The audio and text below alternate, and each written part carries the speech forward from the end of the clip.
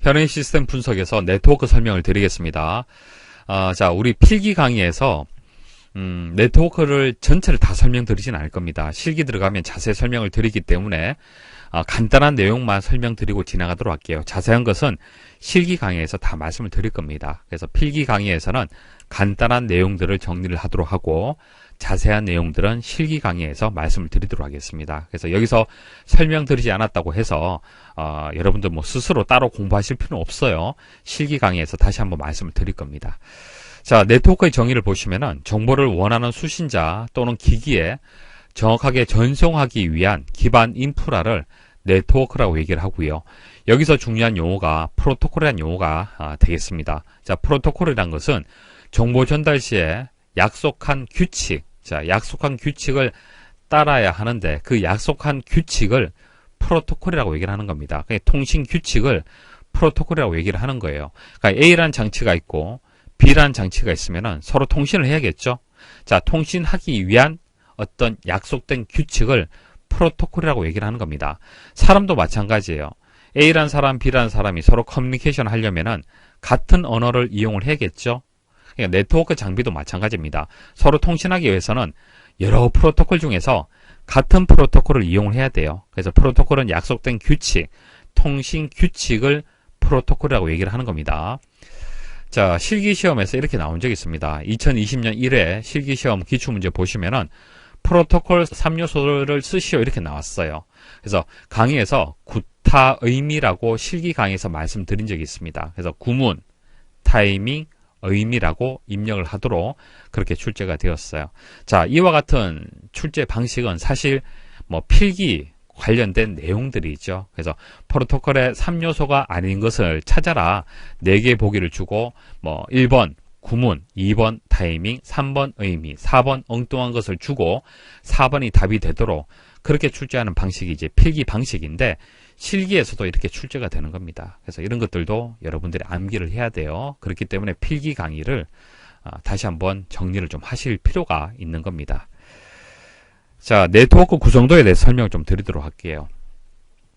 자, 인터넷망이 있습니다. 자, 인터넷망을 보통 우리는 외부망이라고 얘기를 해요.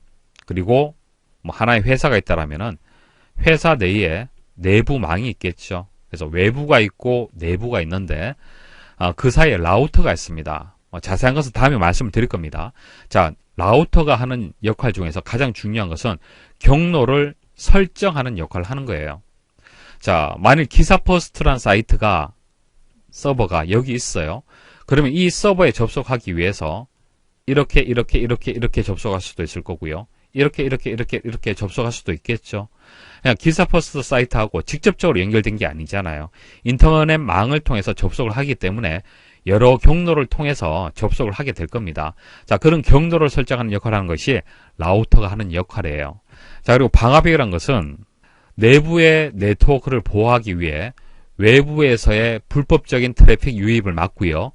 허가되고 인증된 트래픽만을 허용하려는 어떤 대책, 방어 대책을 방화벽이라고 하는 겁니다. 그러니까 외부에서 내부 네트워크를 제한 없이 무조건 접속하면 안 되겠죠. 당연히. 그래서 허가된 어떤 트래픽만 받아들일 수 있도록 하는 것이 방화벽이 하는 역할이 되겠습니다. 자, 그리고 지역 허브가 있고, 여기 또 지역 허브 2가 있는데, 사무실 1, 사무실 2, 이렇게 생각하시면 되겠습니다. 그래서 사무실과 사무실을 또 연결할 수가 있겠죠. 그래서 허브라는 것은 컴퓨터를 연결한 장치를 허브라고 하는 겁니다. 자, A, B, C, 직원들이 있겠죠. 각각의 컴퓨터를 연결할 때 사용하는 장치가 허브가 되는 거고요.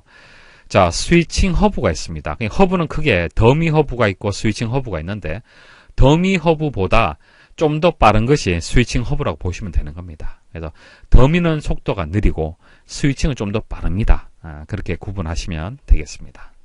자, 백본망에 대해 설명을 드릴게요. 백본망이란 것은 저속의 여러 하위 망들을 서로 연결하거나 분산된 통신 장치들을 통합하기 위한 최상위 통신 네트워크 망을 의미를 하는 겁니다. 그러니까 네트워크도 상위가 있고 하위가 있고 그렇게 나뉘게 되는데 최상위 통신 네트워크를 백본망이라고 하는 겁니다. 그러니까 예를 들어서 프랜차이즈가 있으면은 종로점이 있고 뭐 을지로점이 있다. 그러면 이것을 묶어서 서울이라고 묶을 수가 있겠죠. 서울이라는 백분망을 가질 수가 있을 겁니다. 그리고 우리가 컴퓨터를 학습을 할 때, 공부를 할 때 논리적이라는 설명이 나오고 물리적이라는 설명이 자주 나옵니다. 네트워크에서도 논리적 장치가 있고 물리적 장치가 있는데 기본적으로 논리적이라는 것은 실제로는 존재하지 않습니다. 실질적으로는 존재하지 않지만 필요한 장치가 논리적 장치가 되는 거예요. 예를 들어서 프로토콜이 되는 거예요. 자, 그리고 물리적 장치라는 것은 네트워크 장비를 뜻하는 겁니다. 실제 필요한 것이죠. 허브란 장치가 있어야만 컴퓨터와 컴퓨터 서로 묶을 수가 있는 겁니다. 그러니까 그런 장치들은 이제 물리적으로 존재하는 것이죠.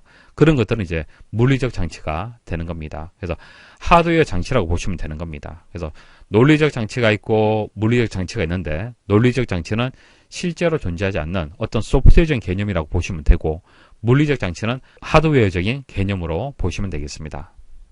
현행 시스템 분석에서 DBMS 말씀을 드리도록 할게요. 자, DBMS는 데이터베이스 관리 시스템을 의미를 하는 겁니다. 물리적으로 존재하는 데이터베이스. 자, 이 데이터베이스를 사용자, 그러니까 외부에서 직접적으로 이용하고 관리하기는 어려워요. 그래서 중간에 인터페이스 하는 역할을 하는 것이 DBMS가 되는 겁니다. 뭐 오라클이라든지 MS SQL이라든지 그런 것들이 DBMS가 되는 겁니다. 자, DBMS가 있기 때문에 효과적으로 우리가 데이터베이스를 사용할 수가 있는 겁니다. 자, 기본 정의는 뭐 여러분 잘 아실 거고요. 기출 문제 하나 보도록 하겠습니다. 자, 기출 문제인데 예전에 출제되었던 기출 문제가 되겠습니다. 출제 기준이 바뀌기 전, 자, 바뀌고 난 뒤에, 그러니까 2020년 이후의 기출 문제가 아니고요. 출제 기준이 변경되기 전 기출되었던 문제인데, 자, 이 문제가 앞으로 출제될 수도 있습니다. 그래서 여기서 설명드리는 용어들 기억을 좀 하셔야겠습니다. 자, 2019년 2회 기사 기출 문제 한번 보도록 하겠습니다. 자, 데이터베이스 관리 시스템이 무엇인지 쭉 설명을 일단 하고 있어요. 자, 쭉 설명을 하고, 자, 다음 그림을 보고 빈칸 1, 2에 알맞은 DBMS 구성 요소 명칭을 기입하라 이렇게 나왔습니다. 자, 이렇게 보시면 돼요. 이 부분이 DBMS 영역이 되는 겁니다. DBMS 영역이 되고, 이건 데이터베이스 영역이에요. 데이터베이스 영역. 자, 이것은 외부 인터페이스라고 보시면 됩니다.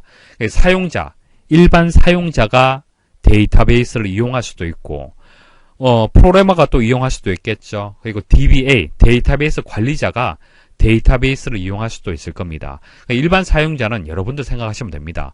기사 포스트 데이터베이스를 이용하는 데 있어서 일반적으로 쿼리, 그러니까 지리어 정도 이용을 하죠. 뭐 검색한다든지 그런 것들이죠. 셀렉트를 생각하시면 됩니다. 보통 지리어를 이용해서 데이터베이스를 이용할 겁니다. 그리고 프로그래머 같은 경우에는 프로그램을 이용을 해서 혹은 DML, 자, DML이 뭡니까? 데이터를 검색을 하거나 삭제를 하거나 갱신하거나 삽입하거나 이런 것들을 얘기를 하는 거잖아요. 그죠? 자, 그런 DML을 이용을 해서 데이터베이스를 조작할 수도 있을 겁니다.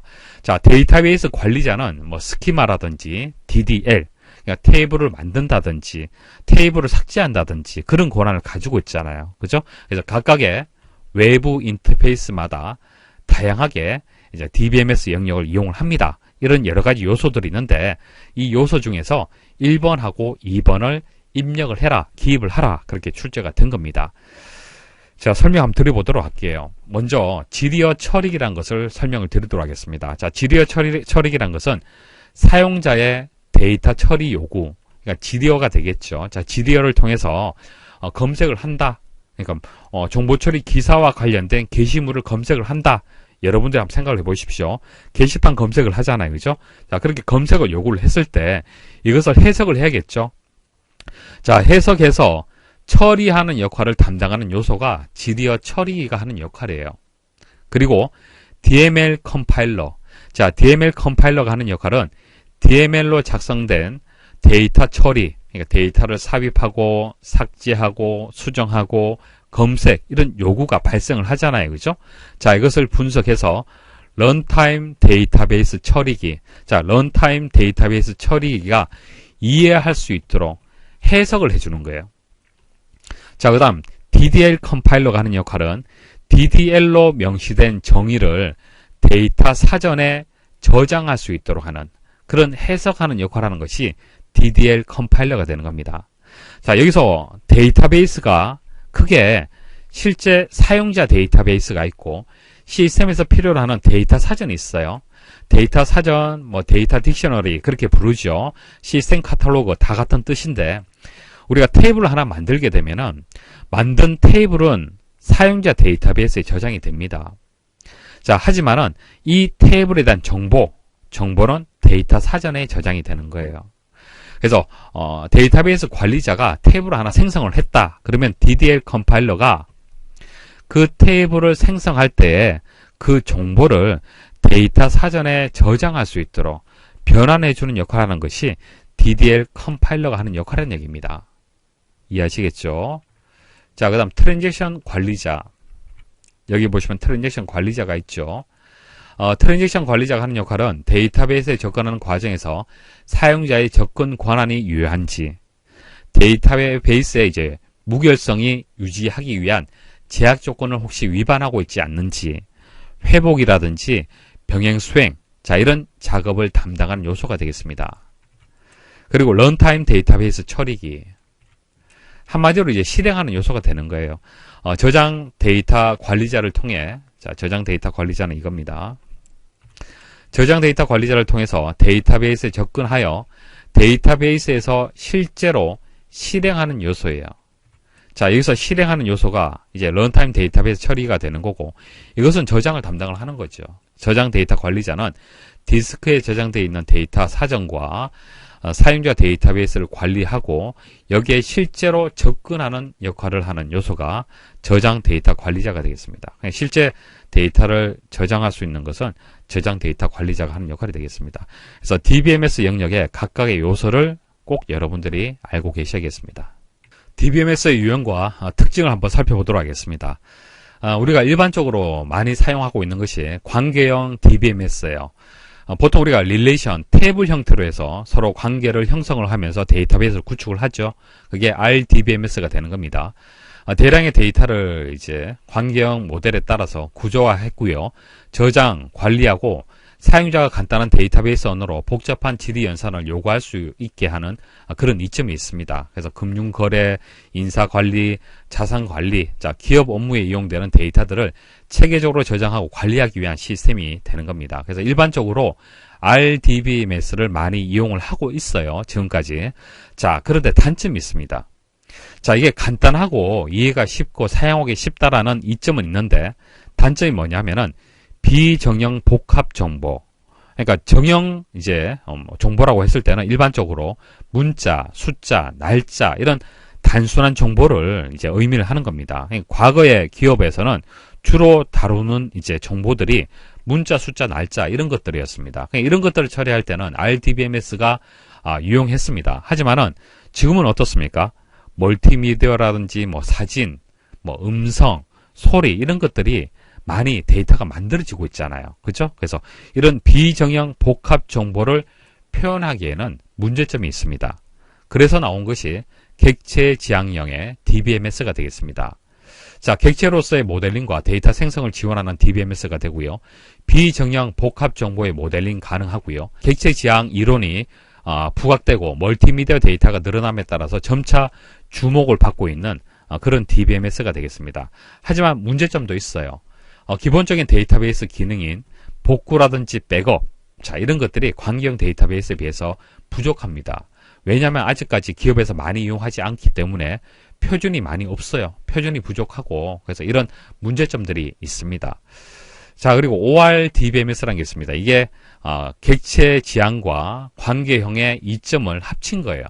관계형 체계에 새로운 객체 저장 능력을 추가를 하고 있는 체계가 되고요.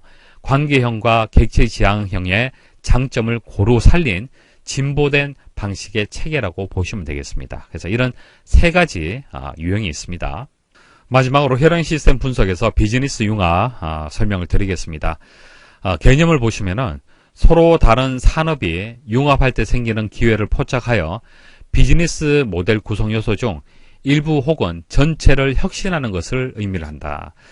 자, 기존에 골프라는 이제 비즈니스가 있었어요. 자, 골프 비즈니스가 있었는데 여기다가 IT와 관련된 스크린의 개념을 이제 합치는 거죠. 그러니까 이 비즈니스와 이 비즈니스를 서로 융합하는 겁니다. 융합을 해서 서로 장점을 이끌어내는 것이죠. 그래서 IT 기술을 더 추가를 하는 겁니다. 그래서 새로운 가치를 창출할 수가 있겠죠. 그래서 스크린 골프라는 새로운 비즈니스 모델이 만들어진 겁니다. 자, 이게 비즈니스 융합의 개념이 되겠습니다.